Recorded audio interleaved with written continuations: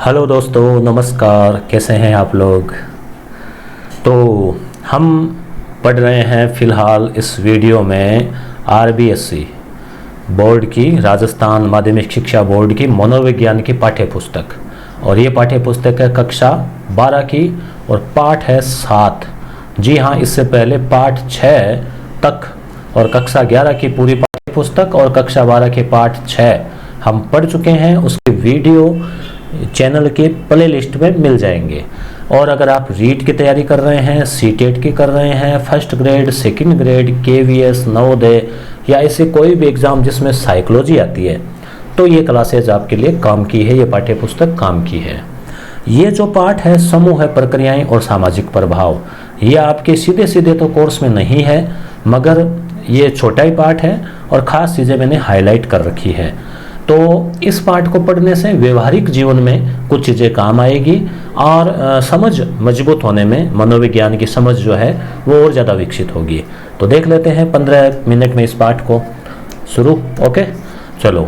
तो परिचय किस चीज़ का, इसमें देखो, एक तो समूह है, ग्रुप क्या होता है, ग्रुप निर्माण कैसे होता है, ठीक है, समूहों के प्रकार क्या क्या होते हैं, सामाजिक प्रभाव, जैसे ये क्योंकि सामाजिक अधिगम बंडूरा काम पढ़ते हैं तो ये चीज़ें भी आपके काम आएगी वैसे।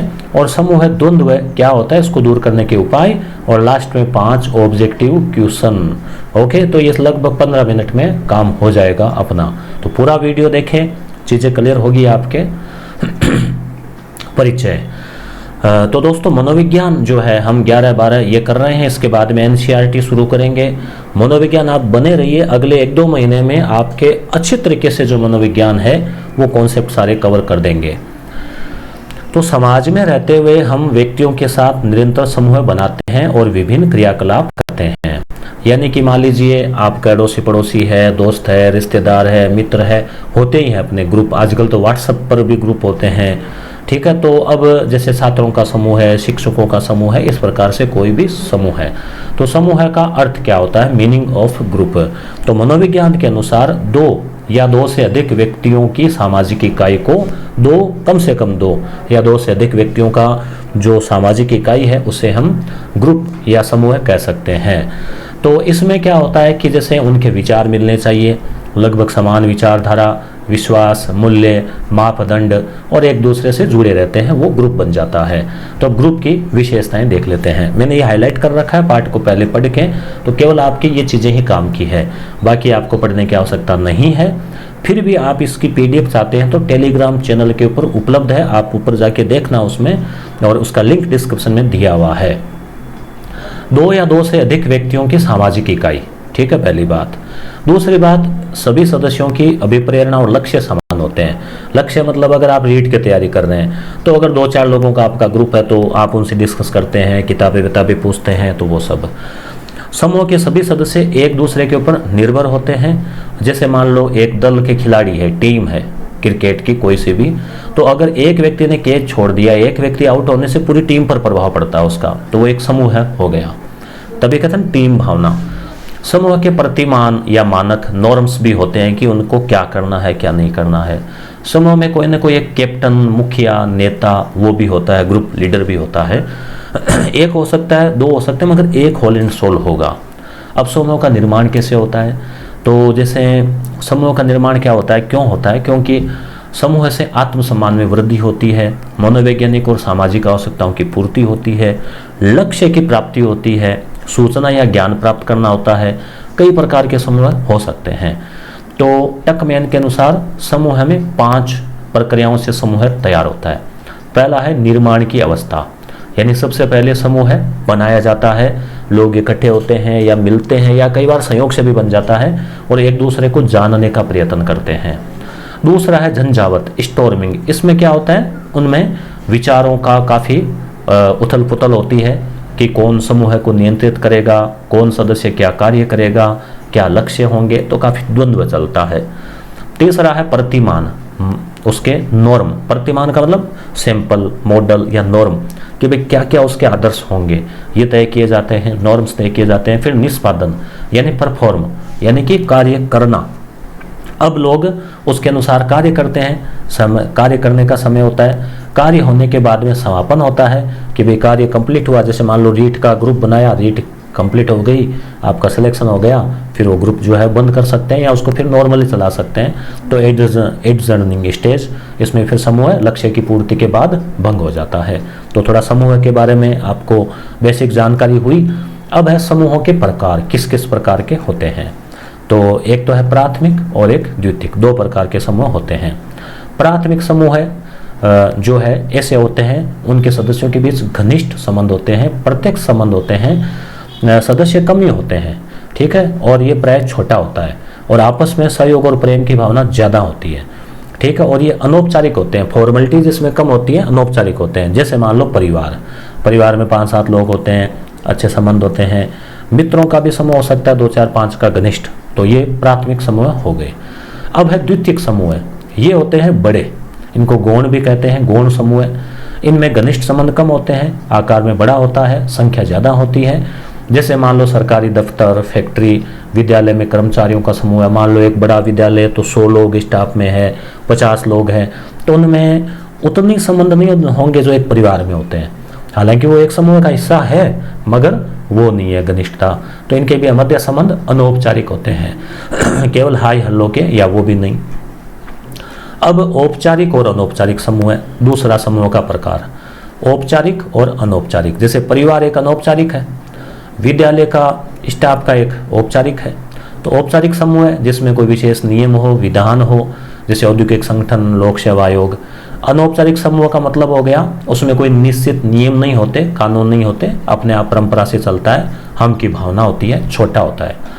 अब समूह का एक और प्रकार अगर हम माने तो एकांतिक और अंतर्वेशिक। एकांतिक का मतलब हो गया कि ऐसे समूह जिसकी सदस्यता किसी विशेष श्रेणी के लोगों के लिए होती है। एकांतिक केवल एक विशेष ग्रुप के लिए, जैसे मान लो डॉक्टर्स का समूह है, टीचर्स का, इंजीनियर का, विश्वविद्यालय शिक्षकों का, स्टूडेंट्स का। अंतर्वेशिक का मतलब कोई फिक्स नहीं है, उसमें कोई भी सदस्य बन सकता है। जैसे मान लो राजनीतिक पार्टी है तो कोई भी व्यक्ति उसका मेंबर बन सकता है, ठीक है, ये बड़ा होता है अंतर्वेशिक। अब एक है आकस्मिक और प्रयोजन वाला। आकस्मिक का मतलब अचानक और प्रयोजन का मतलब किसी उद्देश्य को लेकर बना। आकस्मिक मतलब कोई परिस्थिति बस अचानक बन गया। जैसे मान लो कोई दुर्घटना हुई तो अस्पताल पहुंचाने के लिए 5-7 लोग इकट्ठे हुए तो अचानक बन गया, और भी कोई ऐसे उदाहरण हो सकते हैं। ऐसे प्रयोजन वाला जो है उसमें कोई ना कोई प्रयोजन होता है, पहले टारगेट होता है, निश्चित उद्देश्य होता है, और फिर जैसे मान लो विद्यालय है तो विद्यालय का टारगेट है कि विद्यालय चलाना है, बच्चों को पढ़ाना है, शिक्षा देनी है, प्लान बनता है, संस्था होती है, फिर वो ग्रुप बनता है। तो क्लियर हुआ समूह के बारे में, समूह छोटा, बड़ा, औपचारिक, अनौपचारिक, ठीक है, इस प्रकार। अब है सामाजिक प्रभाव, सोशल इन्फ्लुएंस। सामाजिक प्रभाव क्या है, कैसे स्थापित किया जाता है, तो ये चीज़ें भी अपने व्यवहारिक जीवन में मनोविज्ञान काम की है। आप शिक्षक बनेंगे तो भी काम की है, नॉर्मली लोगों के साथ रिश्ते अपन रखते हैं तो भी ये चीज़ें काम की है। मनोविज्ञान पढ़ा हुआ व्यक्ति नहीं पढ़े हुए मनोविज्ञान वाले व्यक्ति से निश्चित रूप से थोड़ा ज़्यादा जागरूक होगा, दूसरों की भावनाओं को समझने में थोड़ा ज़्यादा एक्सपर्ट होगा। तो यहाँ कई चीज़ें रोचक आएगी भी, आप देखना। जैसे शिक्षक अपने छात्रों को, अभिभावक अपने बच्चों को, सेल्समैन अपने ग्राहकों को प्रभावित करता है। मान लीजिए आप अच्छे शिक्षक हैं तो स्टूडेंट आपसे निश्चित रूप से प्रभावित होंगे, ठीक है।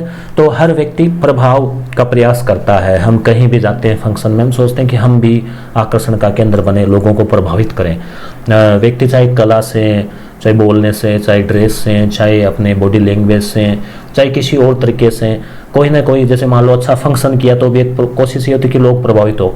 तो ये सब चीज़ें सामाजिक प्रभाव इसको कहते हैं, लोगों के ऊपर प्रभाव डालना। कई तरीके से कैसे भी हो सकता है।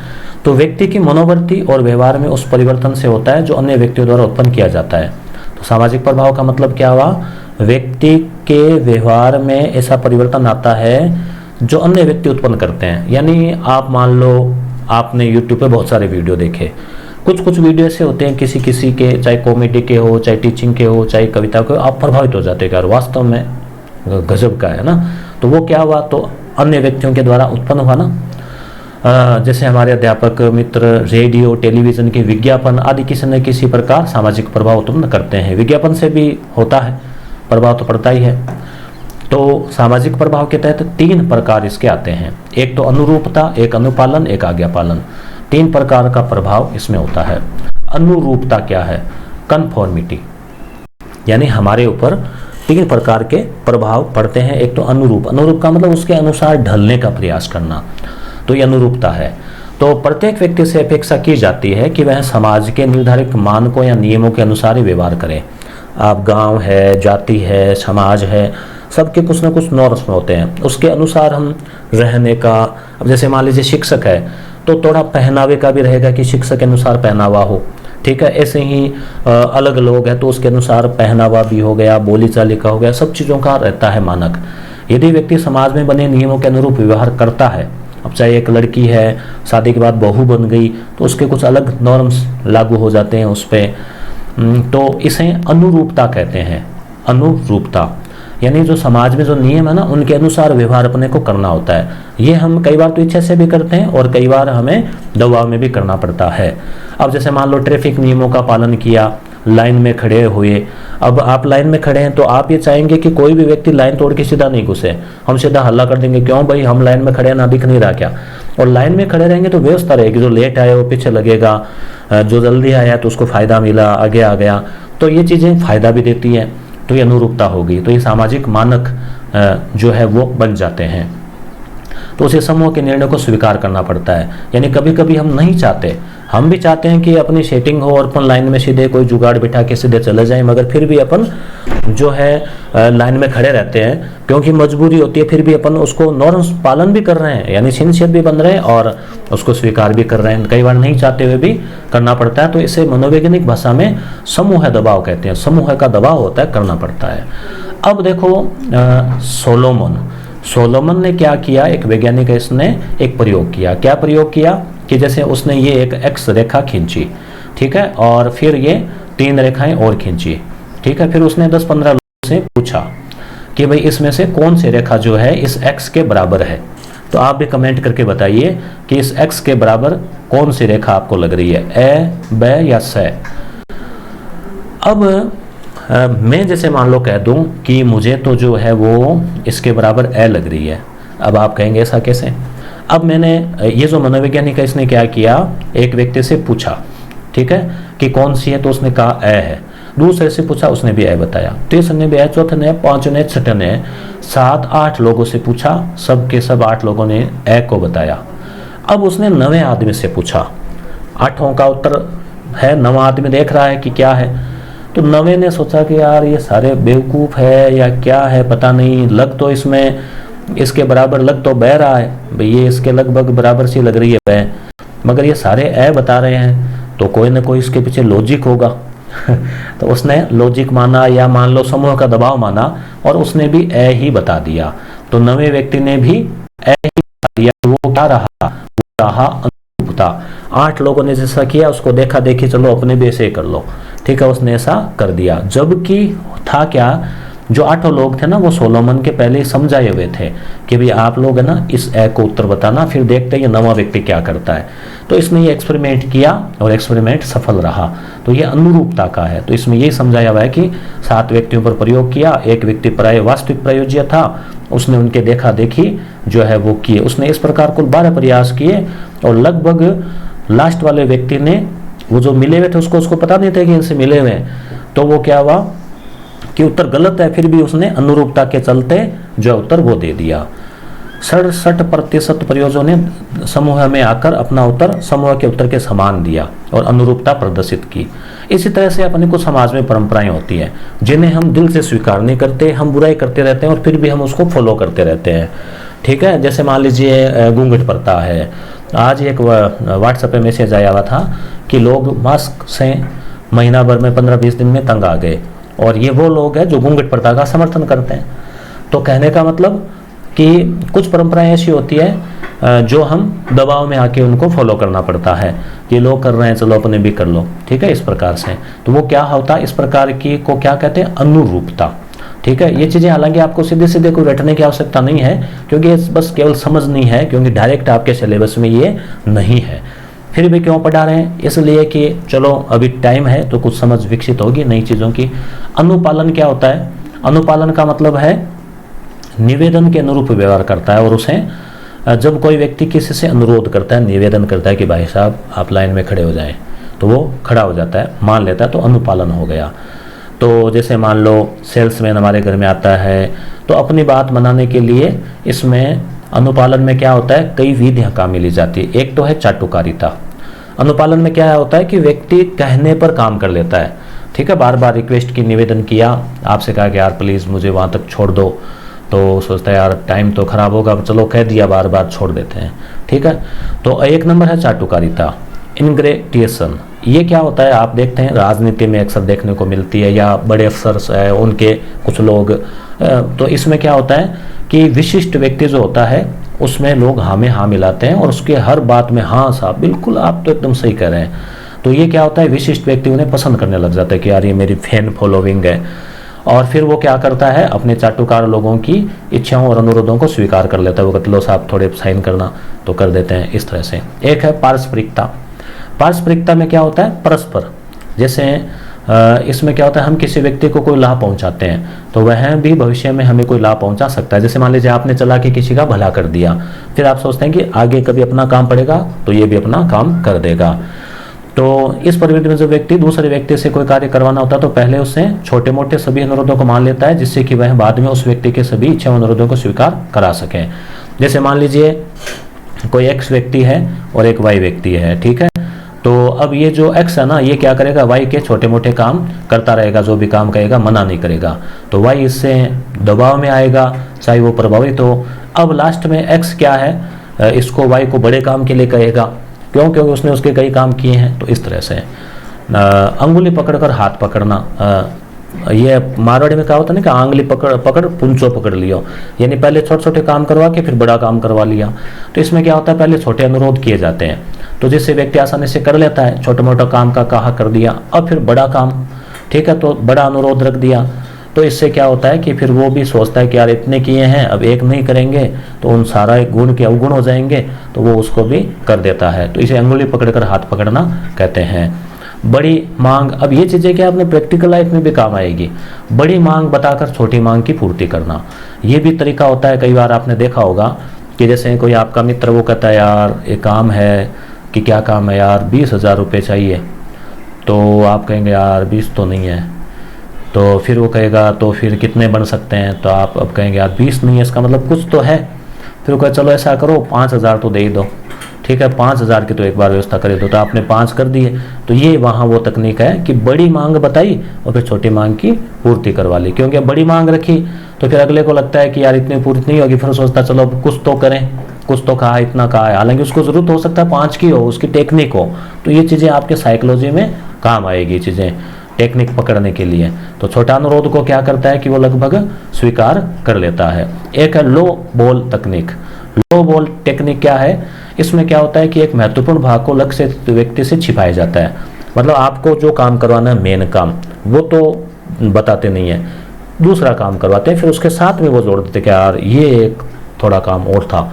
तो इसमें क्या होता है कि एक व्यक्ति ने मान लो किसी अनुरोध को स्वीकार किया तो वह उसे पूर्ण करने हेतु प्रतिबद्ध हो जाता है। मान लीजिए आपको कह दिया कि यार आप ये काम है इतना तो आप कर ही देना, तो आप सोचते हैं चलो कहा है तो कर देते हैं, जबकि वास्तविक काम उसके साथ एक और जुड़ा हुआ है। अब आपने हाँ भर दी तो आप सोचेंगे चलो कह दिया है तो प्रतिबद्ध रहते हैं, कर देते हैं। अब क्या होता है कि जब वो काम होने के बाद फिर वो एक काम साथ में और जोड़ देता है, ठीक है। अब इसमें कई बार विक्रेता इस तकनीक को काम में लेते हैं कि एक उत्पाद बेचते हैं तो साथ में एक मुफ्त की कहते हैं, मुफ्त मुफ्त बड़ा सा लिखा है, तो हम दुकान जाएंगे तो उसमें ये लिखा रहेगा कि ये चीज़ खरीदेंगे तो ये साथ में मुफ्त मिलेगी। तो ये इस प्रकार से क्या होता है कि लो बॉल तकनीक है ये।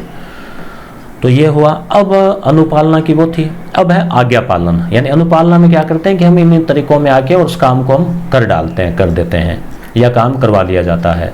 अब है आज्ञा पालन, यानी ये सामाजिक जो है ना, वो है सामाजिक प्रतिबद्धता है ना, ये सामाजिक क्या नाम दे रखा है इस टॉपिक को, सामाजिक प्रभाव, ठीक है। अब है इसमें आज्ञा पालन। आज्ञा पालन का मतलब हो गया ओबीडियंस, यानी कि इसमें ऑर्डर होता है कि ऑर्डर है करना पड़ेगा।